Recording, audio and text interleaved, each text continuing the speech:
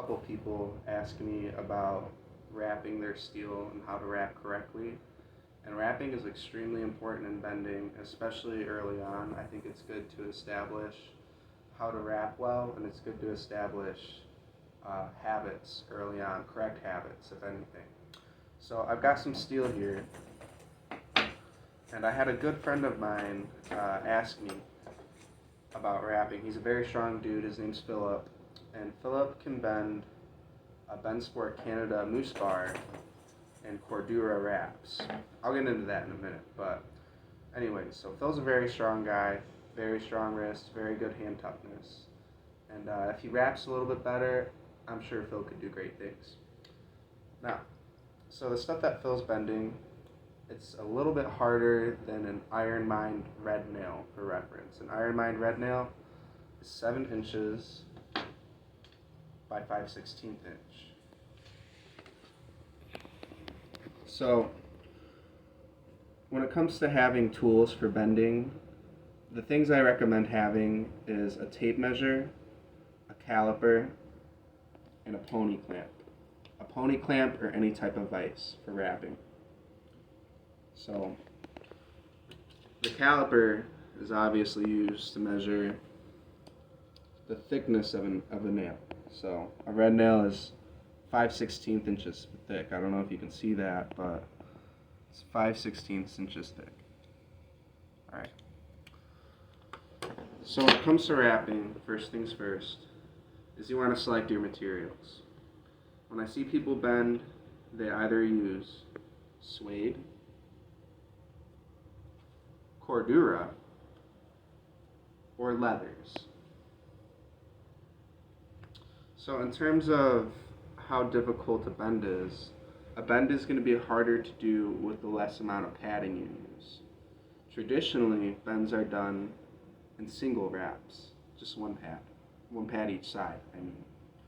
And usually the choice for single wrap bends is going to be between Cordura and leather.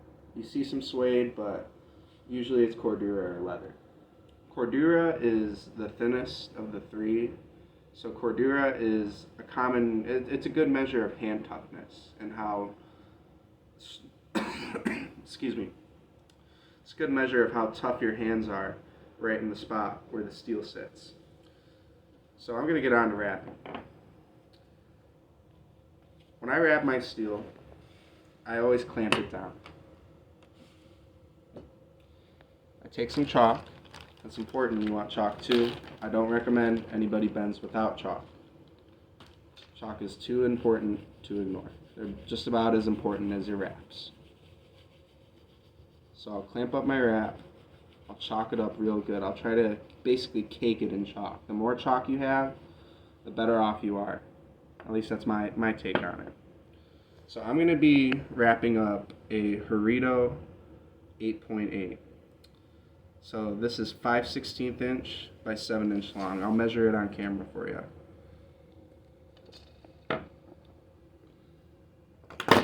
Seven inches.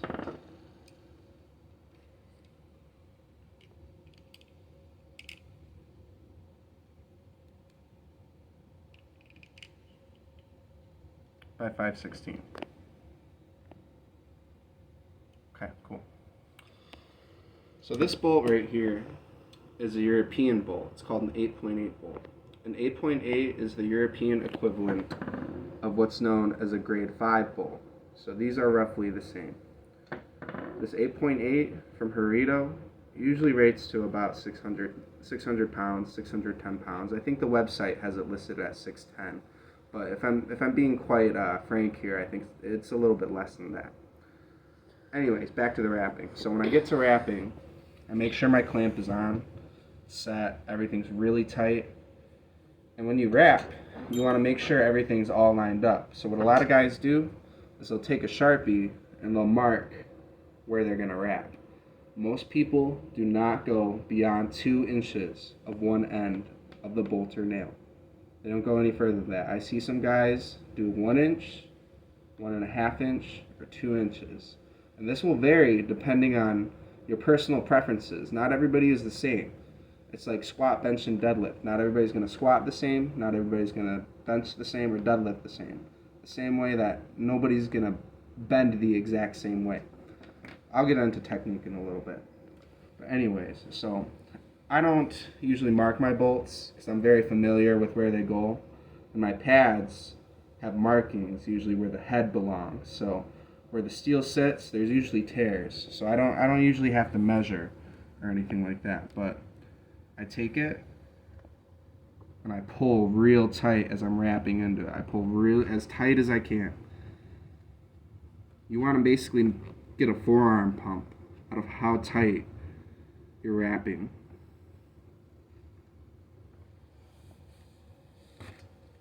See, I'm even moving the clamp. That's how tight I'm pulling it. You want it to be as tight as you can possibly get it.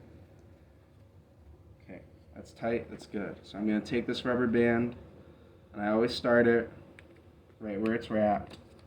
I start there and slowly crawl it up further and further.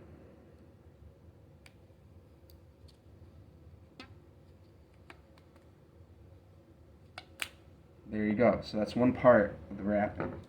Now, when you do bolts, they obviously have a head to them. That's different than other pieces of steel where you don't have a head.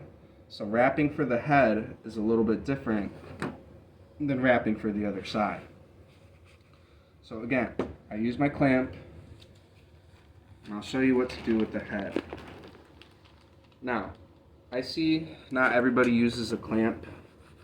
Some people put their feet on one end and wrap with the other end. I don't like that. Personally, I think anybody who's bending should be using a vise or a clamp.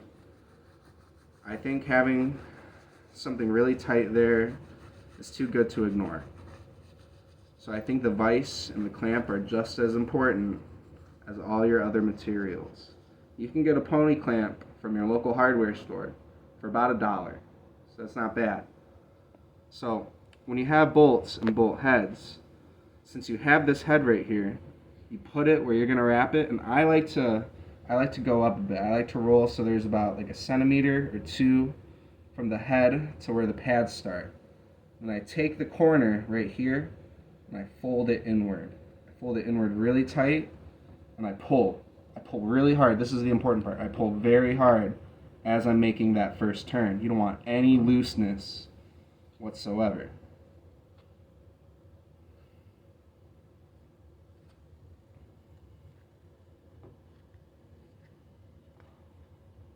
You get little jumbles like this. To me, that's not a big deal, but if you're super picky, try to ignore it. But in all honesty, I don't think it's a big deal. So I've got that all wrapped up. Got my rubber bands.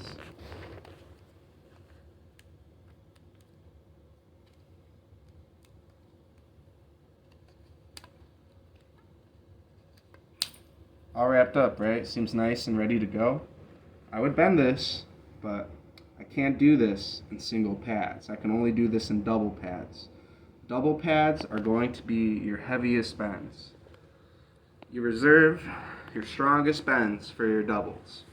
Now, for most people, a lot of guys like to use 2 layers of leather. And personally, I don't like that. 2 layers of leather is very, very thick, and it's very uncomfortable to hold in my hands. And I've got pretty big hands. I'm not an average guy. I've got 8-inch hands. So if you're a guy that has like 7-inch hands, 7.5-inch hands, I recommend you either use double Cordura or use Cordura and suede, or double suede. It's whatever you really prefer. Now, because iron mine pads are a staple in the bending world, and they're usually the standard measure of how tough your hands are, I recommend you use iron mine pads over suede, but suede is perfectly fine too. And if you're not doing any certifications for iron mine or anything like that, then use whatever wraps you want, it's free game. So for my doubles, I like to use Cordura and suede because it's not too thick. I always chalk up very good.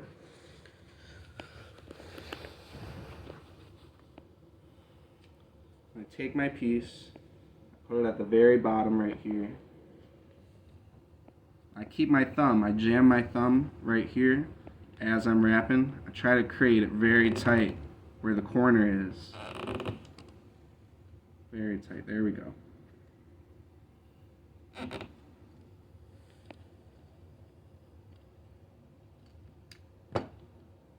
Okay. Get my rubber band. Start at the bottom. Excuse me if I'm repeating myself a lot. I don't do a lot of these videos, so a little nervous, I'm not gonna lie. I like to wrap the rubber bands as tight as I can. You saw how right there is very tight, probably close to breaking. That's what you really want to do. If you break a rubber band, no big deal. So you take a look here where the wraps are. That's super tight. And when I pull down, there's no flex. There's no stretch right here when I'm pulling down. If there's a lot of stretch and a lot of flex and a lot of space, you simply didn't wrap tight enough. And I recommend that you rewrap your nails.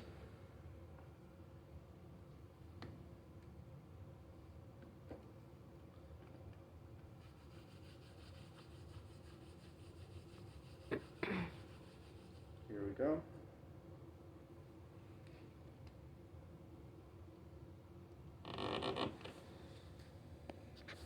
Now, a little mistake I made right here was I didn't put the end of the wrap all the way under the clamp. You always want it all the way under whatever vise or clamp you have so it doesn't slip out and you hit yourself in the face. That'd be very unfortunate.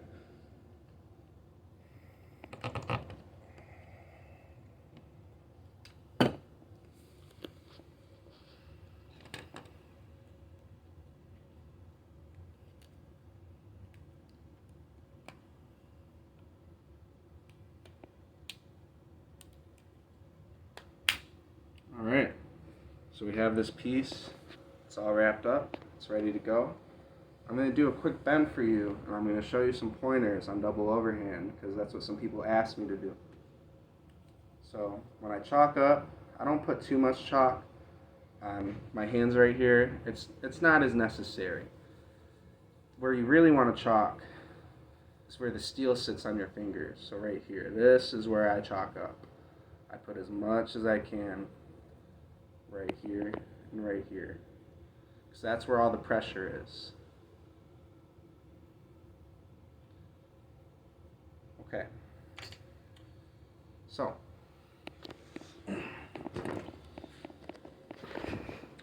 when I bend double overhand, I like to have a wide base. I keep my feet apart, a little bit past shoulders.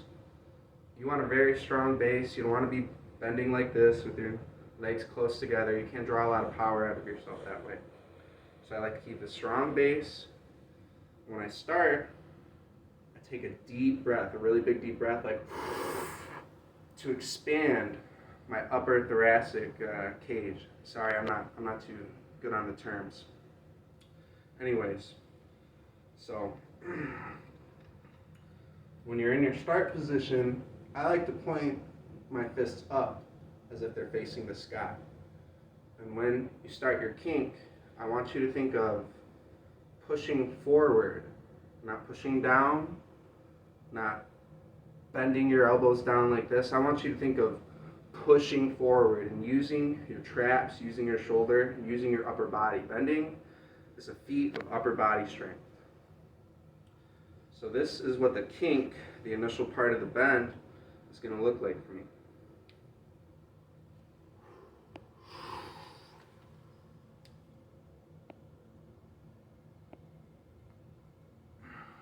That's a good kink. The kink is roughly the first 20 to 30 degrees. Like the first, not 20 to 30, but I'd say like 5 to 20. 5 to 20 degrees is roughly the kink. So when you get the kink, you want to move on to the sweep. The technique changes a little bit as you go on. Some people like to put their fingers up. Some people like to go back down a little bit more and get more mobility. Me, I just keep the pads where they are the whole time, except for when I'm going into the crutch. So the sweep, second part of the bend,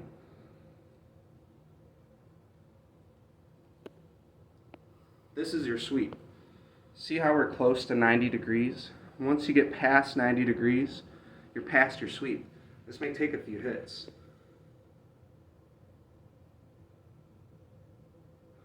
Alright, so I'm just about past 90 degrees.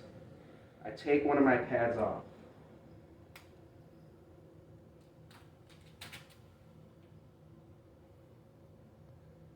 A lot of people get stuck at the sweep. That's a problem for them. So when you're using double pads and you're getting stuck at the sweep, I recommend you take whichever side of the bolt does not have the head, and you take that part of the wrapping off. So I grip the double pad side with this hand. Actually, my bad. I grip the single pad side with this hand, and I try to push more in. We're getting further and further. Once we get about here, like past 100, 110, 120, I take both pads off. So now we're in just single iron mine pads. This is where the crush starts. Some people like to do their crush with the fist and push. Personally, I don't like to do that. I just like to fold my hands in and I try to crush.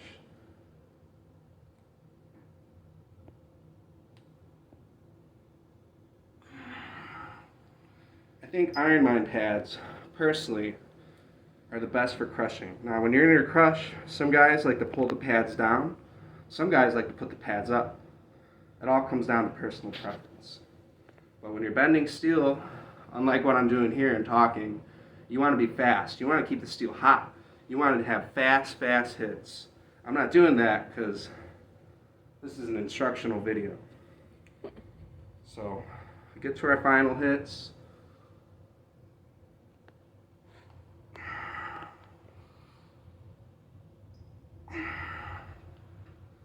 Right about here is where the bend's finished.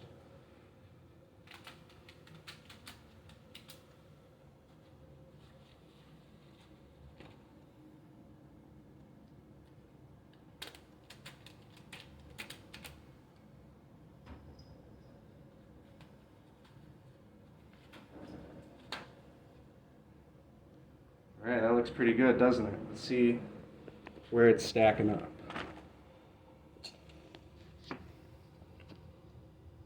So you measure from the inside of the bolt, from the head to the leg. You just measure the inside, and all you need is 2 inches. That's it. So this is far below 2 inches. This is a perfectly legal bend under certain conditions. It's measured on camera and bent on camera. So this is how I do wrapping, and those are just some little pointers for double overhand technique that I picked up. I think later on I'll probably do more extensive videos, really diving deep into technique and mobility. But these are your basics for wrapping, and just a couple other tips. Thank you.